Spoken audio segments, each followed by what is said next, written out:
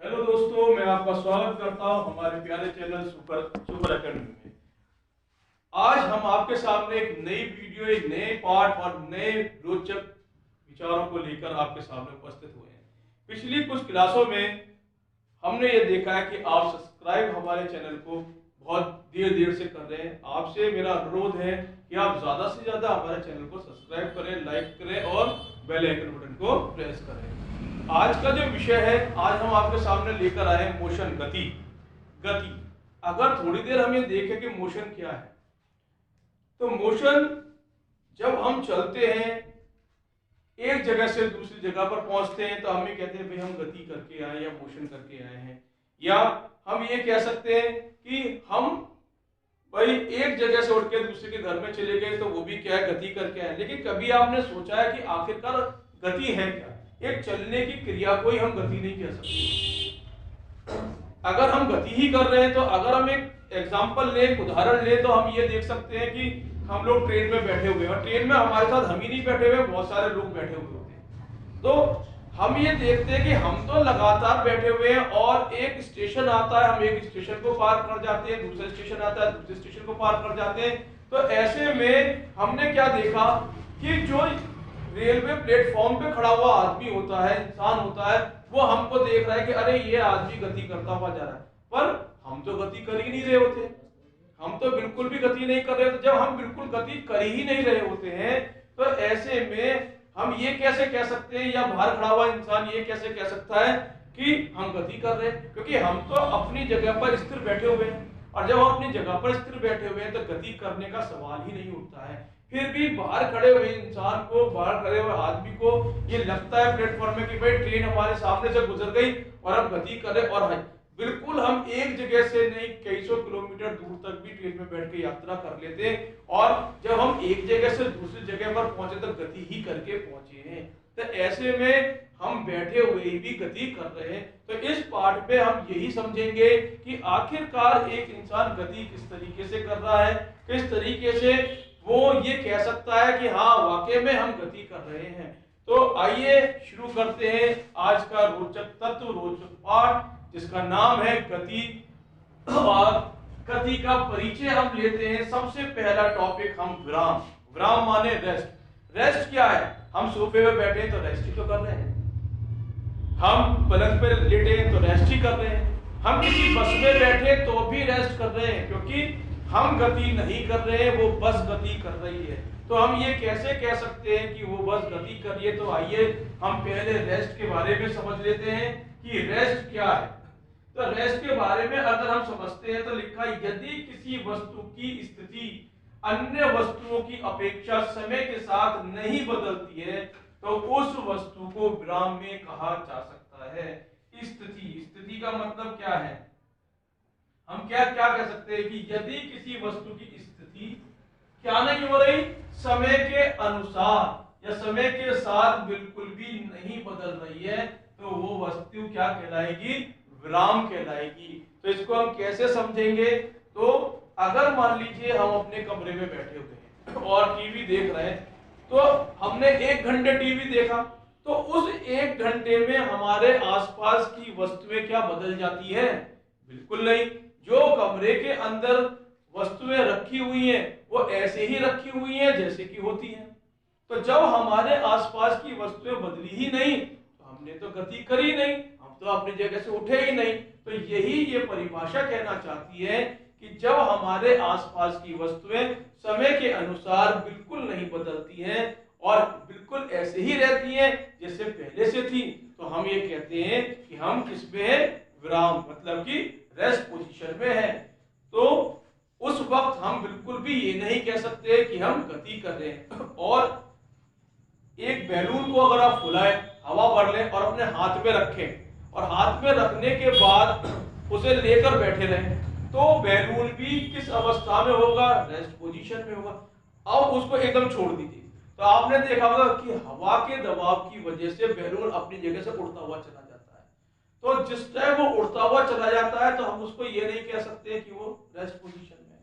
या गैस के गुब्बारे, आपने बहुत समय पहले देखे होंगे कि गैस के गुब्बारे मिलते हैं, हम उसमें धागा बांधकर अपनी उंगलियों में बांध लेते हैं। तो वो गुब्बारा अगर हमारे साथ है तो वो गुब्बारा गति नहीं कर रहा है, हमारे साथ है। तो अगर हम गति करेंगे तो ही कह सकते हैं गुब्बारा भी हमारे साथ साथ चल रहा है। अगर हम उस धागे को तोड़ दें तो गुब्बारा उड़ता हुआ चले जाएगा। तो हम उस वक्त ये कह सकते हैं कि हमारा गुब्बारा मोशन में है, रेस्ट पोजीशन में नहीं है। तो रेस्ट क्या है कि कोई भी वस्तु या कोई भी चीज अगर समय के साथ उसके आसपास की चीजें बिल्कुल भी नहीं बदलेंगी तो वो वस्तु क्या कहलाएगी, वो वस्तु रेस्ट पोजीशन में कहलाएगी। ठीक है, तो फिर गति क्या है? तो गति की बात करें तो गति यदि किसी वस्तु की स्थिति अन्य वस्तुओं की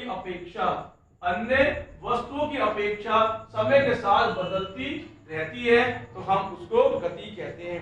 अब जब हम रोड पर चलते हैं तो रोड पर चलते में सबसे जरूरी चीजें क्या है? हमारे आसपास की जो चीजें स्थिर खड़ी हुई है या हमारे आसपास की जो चीजें हैं वो लगातार बदलती जा रही है। अब हम घर से निकले, एक मकान पड़ा, उसको पीछे छोड़ गए, दूसरा मकान पड़ा, उसको पीछे छोड़ गए, तो क्या मकान गति कर रहे हैं? बिल्कुल नहीं, हम गति कर रहे हैं। और उस वक्त हमारे आसपास की वस्तुएं क्या हो रही है? निरंतर बदलती हुई जा रही हैं। और जब हमारे आसपास की वस्तुएं निरंतर बदलती है तो हम ये कह सकते हैं कि हम गति कर रहे हैं। तो गति यदि किसी वस्तु की स्थिति अन्य वस्तुओं की अपेक्षा समय के साथ क्या होती रहती है? बदलती रहती है, तो हम क्या कह सकते हैं? ये मोशन। मतलब कि we are said to be the object will be in motion, मतलब कि वो ऑब्जेक्ट क्या है?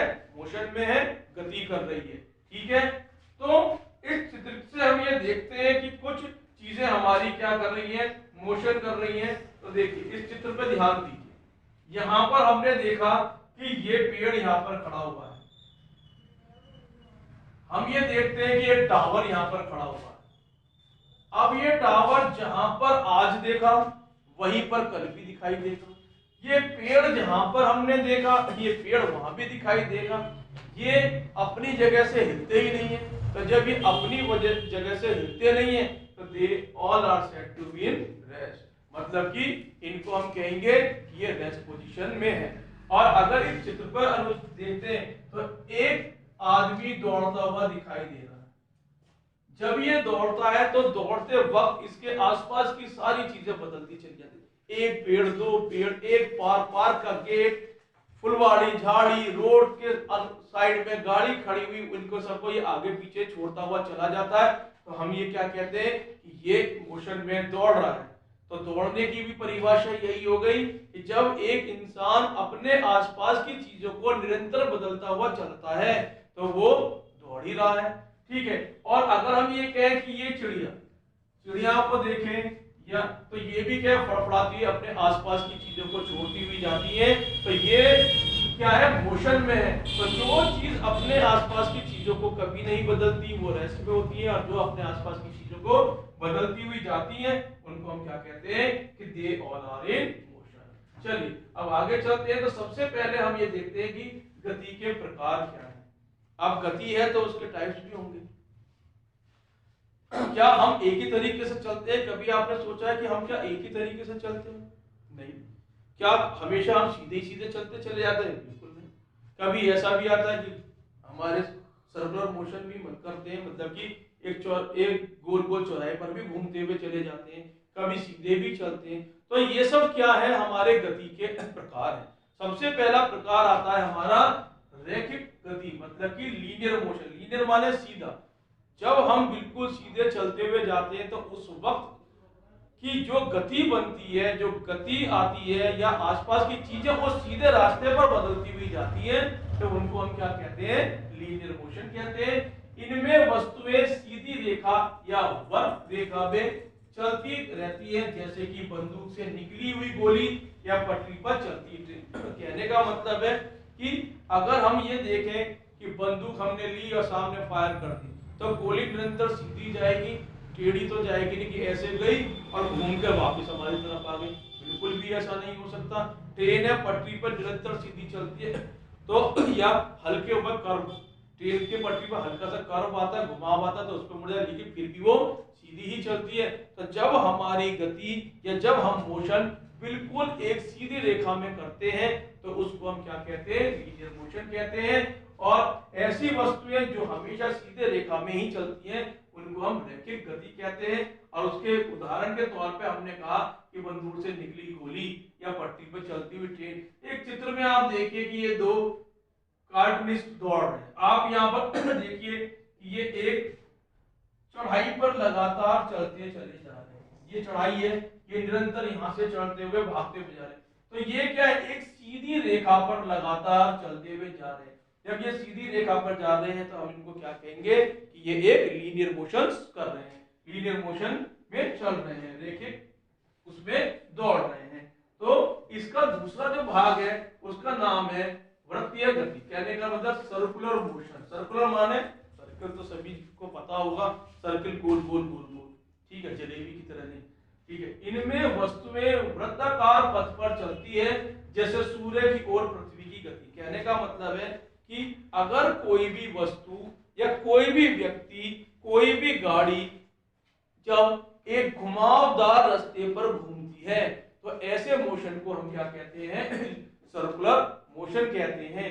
जैसे कि सूर्य से पहले अगर हम इस चित्र को देखें तो हम ये देख रहे हैं कि ये जो कार है, ये कार इस पर इस तरीके से मूव कर रही है और गोल गोल घूमते हुए जा रही है। तो जब कोई भी वस्तु या कोई भी कार गोल गोल घूमती है तो उस टाइम हम उसको क्या कहते हैं कि वो एक सर्कुलर मोशन के अंदर है। और सर्कुलर मोशन में भी क्या लगती है, फोर्स लगती है कि इस गाड़ी की वजह से इसके केंद्र पर सेंट्रीफ्यूगल फोर्स लगती है और ये इसके केंद्र बिंदु से समान दूरी बनाती हुई पूरे सर्कल के चारों तरफ घूम जाएगी। ऐसी गति, ऐसा मोशन हम क्या कहते हैं, सर्कुलर मोशन कहते हैं, जिसमें कि कोई भी वस्तु सर्कुलर पथ पर या सर्कुलर रास्ते पर या वृत्ताकार पट्टी पर लगातार घूमती रहती है। इसमें तीसरा जो भाग आता है वो ऑसिलेटरी मोशन आता है, जिसको हम क्या कहते हैं, दोलनी गति कहते हैं। इसमें वस्तु एक निश्चित बिंदु के आगे पीछे या ऊपर नीचे चलती है। कहने का मतलब है कि अगर मान लीजिए इसको देखें, अगर हम इसको लगातार ऐसे धागा बांधकर हिलाएं तो ये जो बिंदु है ये हिलना बंद हो जाएगा और नीचे की चीज धागे की वजह से लगातार आगे पीछे चलती रहेगी। तो हमारी जो परिभाषा है उसमें यही बताया गया है कि इसमें वस्तु एक निश्चित बिंदु के आगे पीछे, निश्चित बिंदु, अगर हम ये कहें कि भाई ये बिंदु है, यहाँ पर एक धागा लटका दिए, बॉल लटका दी, तो ये लगातार ऐसे और ऐसे होती है। तो ये जो बिंदु है एक निश्चित बिंदु पर हमारी चीजें आगे पीछे चलती रहेगी या ऊपर नीचे होती रहेगी। बॉल है, बॉल बार बार ऐसे ऊपर नीचे होती रहती है।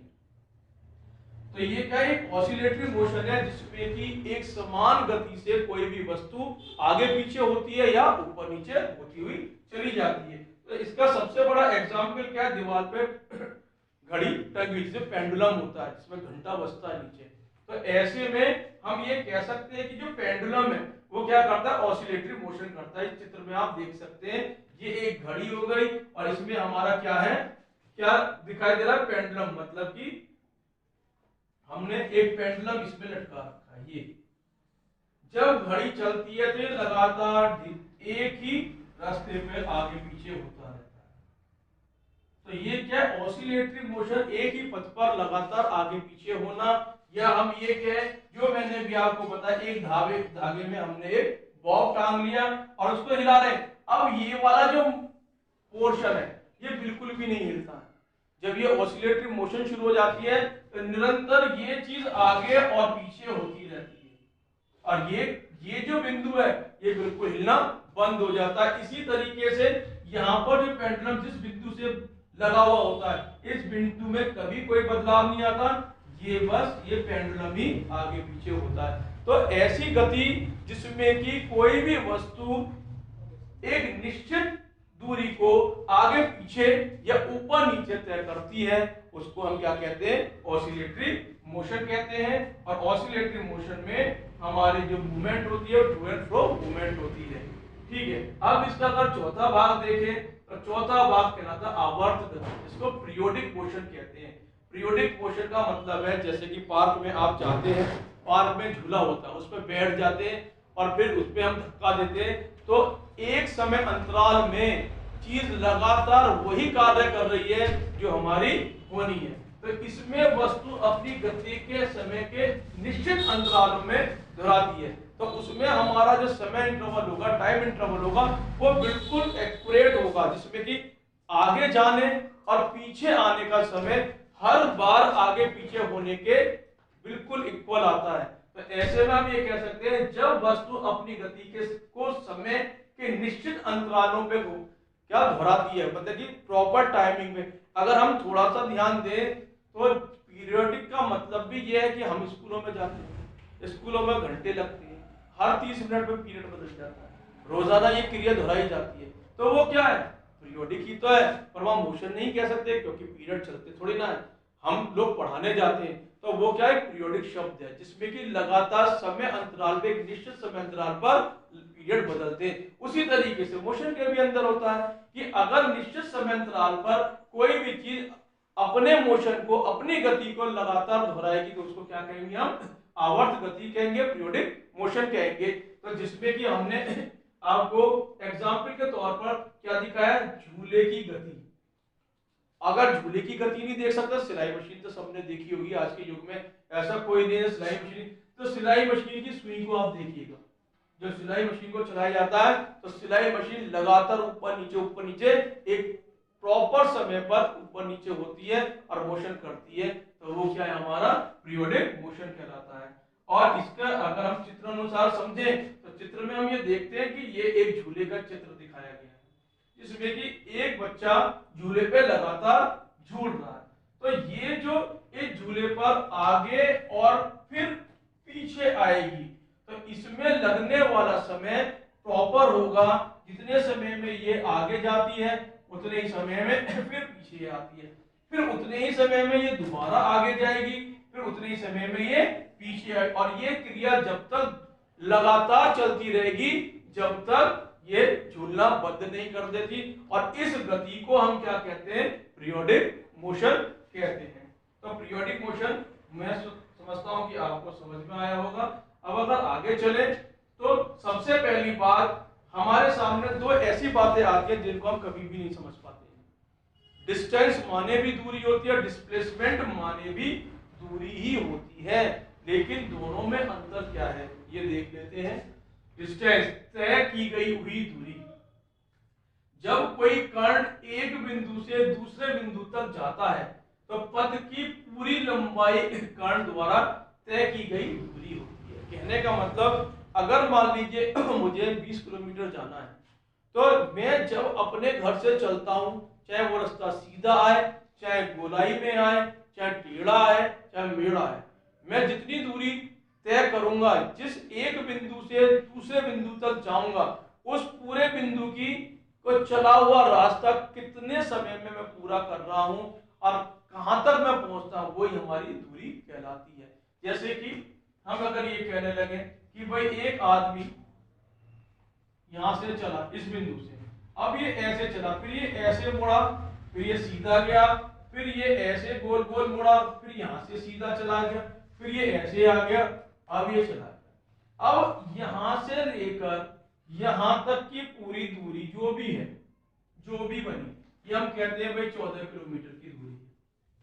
हमको कैसे पता कि भाई 14 किलोमीटर चला? क्योंकि हमने इस बिंदु से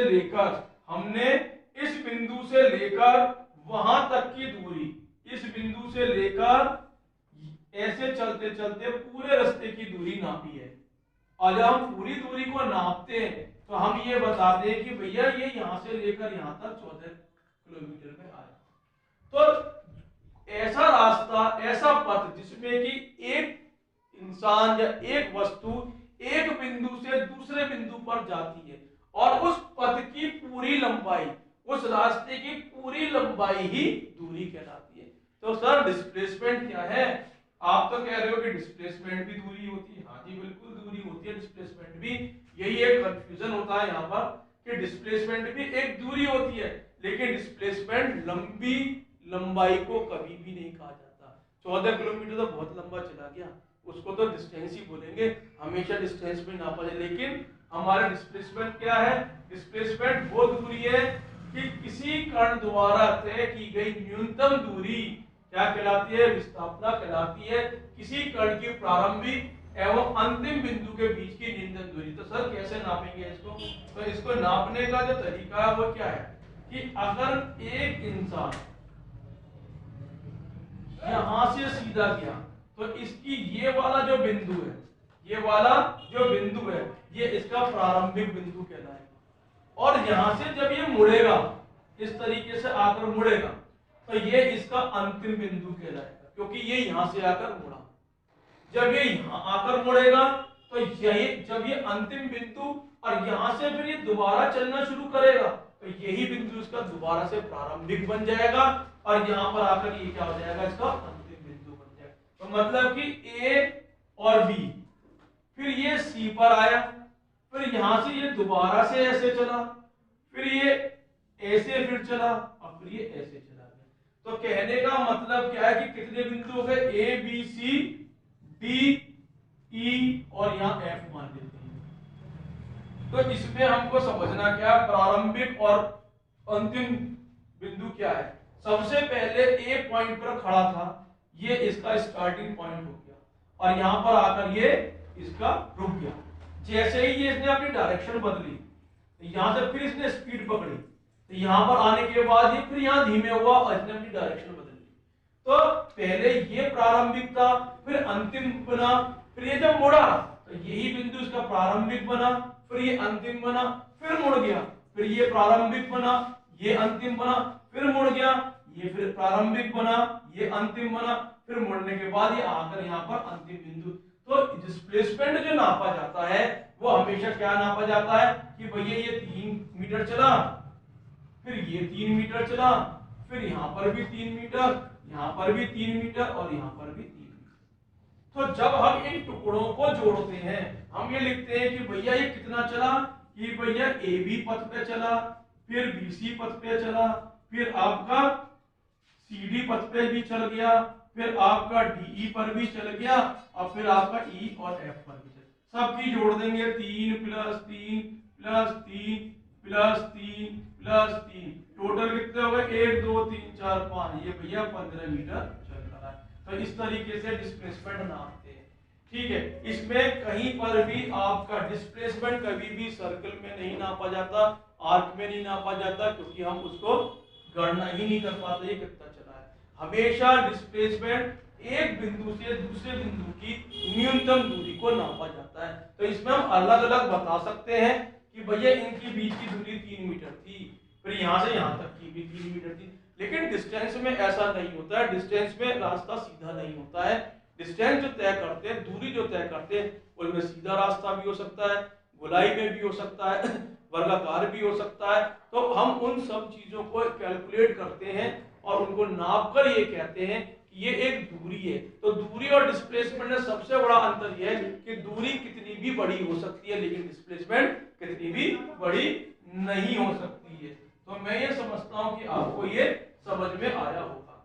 ठीक है, तो आज की इस क्लास के अंदर हमने इंट्रोडक्शन क्लास ली है गति को लेकर, और गति को लेकर इंट्रोडक्शन क्लास में ये कोशिश की है कि आपको स्पष्ट रूप से और सही रूप से आपको समझाया जाए। अगर आपको क्लास अच्छी लगी है तो प्लीज ज्यादा से ज्यादा सब्सक्राइब करें, चैनल पे कमेंट लिखें और हमको बहुत ज्यादा प्रोत्साहन करें जिससे आप अच्छी क्लास लेकर आ सकें। जय हिंद, जय भारत।